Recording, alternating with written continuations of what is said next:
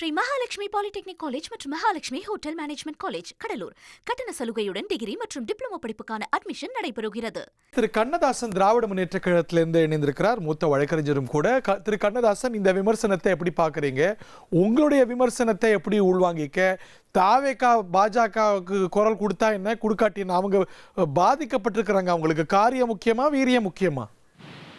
இல்ல, ஆரம்பத்திலேருந்து திராவிட முன்னேற்ற தெளிவாகத்தான் சொல்லிக் கொண்டு வருகிறது. நீங்க அறிக்கையெல்லாம் பார்த்தீங்கன்னா அரசு அமைய வேண்டும், நாங்கள் எதிர்கட்சியாக செயல்படும் என்பது மிக தெளிவா சொல்லியிருக்காங்க. பல ஹேசியங்கள் நீங்க 3 நாளைக்கு முன்பு பேசிய போது கூட நான் தெளிவா சொன்னேன், அது ஹேசியங்கள் ஏசியங்கள் தான், அது எந்த உண்மையும் இல்லை. அதனால திமுக எந்த கூட்டணி கட்சி முடிவு எடுத்தா அதை தடுக்காத. நீங்க ஹேசியங்கிறீங்க, ஒரு ஸ்டேட்மெண்டாகவே மார்க்சிஸ்ட் கம்யூனிஸ்ட் கட்சி சொல்லி இருக்கிறது. திமுக எங்கள்கிட்ட அண்ணா திமுக ஆட்சி அமைக்க ஆதரவு கோரியதுன்னு அவர் நேத்திக்கு சொன்னார், மீண்டும் இன்னைக்கு சொல்லியிருக்கிறார். ஒரு அரசியல் சட்டப்படி ஒரு அரசியல் கட்சி மிக அதிகமா வெற்றி பெற்றுள்ள ஒரு கட்சி ஆட்சி அமைக்க முடியாவிட்டால் அடுத்து உள்ள கட்சி அதற்கான பாசிபிலிட்டிஸ் ஃபீசிபிலிட்டிஸ் எல்லாம் பார்ப்பாங்க. அதற்கான இதை முன்னெடுப்புகள் இருந்திருக்கலாம். ஆனால் அந்த கட்சிக்கு இத்தனை முறை வாய்ப்பு கொடுத்து அது ஆட்சி அமைக்க முடியல. ஆனா அவங்க ஆளுநரையோ இல்ல பிஜேபியோ பேசுறது கூட தயங்குறாங்க. நீங்க ஆரம்ப காலத்துல பார்த்தா தெரியும். இப்ப குதிரை பேரன்னு ஒரு புதுசா கொண்டு வந்திருக்கிறாங்க, உங்களுக்கு தெளிவா தெரியும். அதே போல வழக்குகள் உச்ச நீதிமன்றத்தில் தொடுக்கிறாங்க, தனிநபர்கள் தொடுக்கிறாங்க.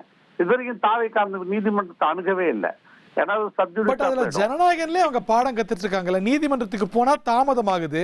சோ நம்ம ஆளுநர்கிட்டயே நம்பரை கொடுத்து ஆட்சி அமைக்கணும்னு நினைச்சிருக்காங்க. இவங்க ஆட்சி அமைக்கிறது திரைப்படம் மாதிரியே எடுத்துட்டு போயிருக்காங்க, வேற ஒண்ணும் இல்ல. அந்த திரைப்படம் வெளியாகிறதுக்கு எப்படி அணுகணுமோ அதை மாதிரி நினைச்சுக்கிட்டு இருந்தா அது வேற இது வேற. இதுக்கு அவர்களுக்கு அடைப்பதற்கு உரிமை இருக்குது. ஏன்னா இது அரசுக்கு எதிரான ஒரு பிரச்சனை, இது ஆளுநருக்கு எதிரான பிரச்சனை. அப்படிங்கும்போது அதை சரியா முன்னெடுத்துட்டு போகணும். ஏங்க, ஒரு கடிதம் கொடுக்குறாங்க ஆளுநருக்கு, அதுல இன்னொரு கட்சி மற்றொரு கட்சியோட முடிவை பத்தி பேசுது. கம்யூனிஸ்ட் கட்சி தான் நேற்று நீங்க பாத்துக்கலாம், தோழர் பாலகிருஷ்ணன் பேசுறாரு, இந்த மாதிரி விசிகாவுக்கு முடிவு எடுத்துச்சு, ஐஎம்எல் முடிவு எடுத்துருச்சுன்னு. அந்த கடிதத்துல உள்ள வாசகத்தை கூட படிக்காம அந்த ஐஎம்எல் கடிதத்தை கொண்டு போய் கொடுக்குறாங்க. அப்ப எந்த அளவிற்கு அவங்க இருக்கிறாங்கன்னு நீங்க தெரிஞ்சுங்க. ஒரு குறைவு சொல்றது மற்றவர்களை குறை சொல்றது எளிது. ஆனால் ஒரு அரசியல் புதிய கட்சி நாங்கள் ஒரு அரசு அமைப்பதற்கு அவர்களுக்கு சற்று அனுபவம் இல்லைன்னா அனுபவம் கொண்டவர்களை பார்த்துக்கணும்.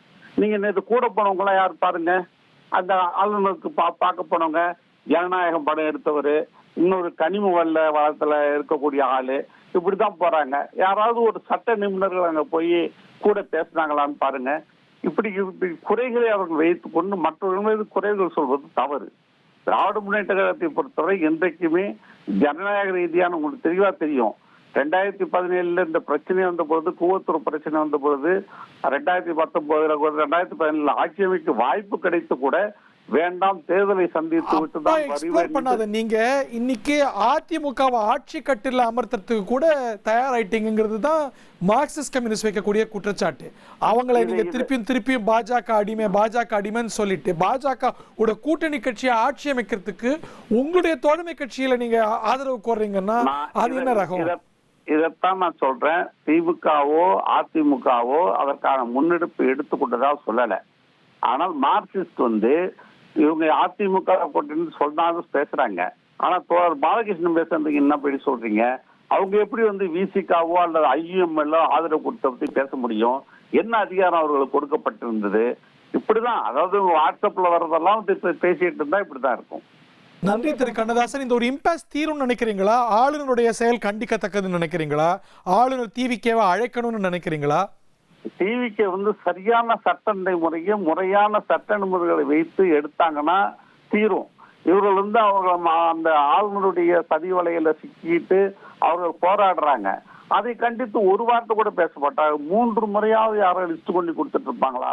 நீங்க நினைச்சு பாருங்க. தொண்டர்கள் எல்லாம் கொந்தளிச்சு போறாங்க, எல்லாமே சரிதான். ஆனால் ஒரு மக்கள் ஒரு மேண்டேட் கொடுத்து நான் திராவிட மிக தெளிவா சொல்லிச்சு, உங்களுக்கு எல்லாம் தெரியும், வெளிப்படையா தான் இருக்கிறாங்க. இப்ப கம்யூனிஸ்டுகள் நிறுத்தினாங்களா, அன்னைக்கு என்ன சொன்னாங்களோ அதேதான் இன்னைக்கும். அவங்க தடுத்து நிறுத்தி கட்டுப்பாட்டுல வச்சு அந்த மாதிரி எதுவும் கிடையாது. அவரவர்கள் முடிவு. சண்முகம் கூட மிக தெளிவா சொன்னாரு, எதுக்கு நாங்க திமுக அனுமதி கேட்கணும், அதுதான் உண்மையான நடைமுறை.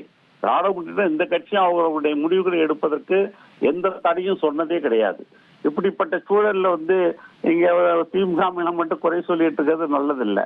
அவர்கள் சட்ட நிபுணர்களை கலந்து ஆலோசித்து நல்ல முறையில் அவர்கள் தங்களுடைய கடிதத்தை சரியா எழுதணும். அந்த கடிதத்தை எழுதுறதுக்கு கூட தெரியாமையும் மத்திய அரசு விமர்சிக்க முடியாமல் இருக்கக்கூடியவங்களை என்ன சொல்றது? ஓகே, நன்றி திரு கண்ணதாசன். ஸ்ரீ மகாலட்சுமி பாலிடெக்னிக் காலேஜ் மற்றும் Mahalakshmi hotel management college Cuddalore கட்டண சலுகையுடன் டிகிரி மற்றும் டிப்ளமோ படிப்புக்கான அட்மிஷன் நடைபெறுகிறது.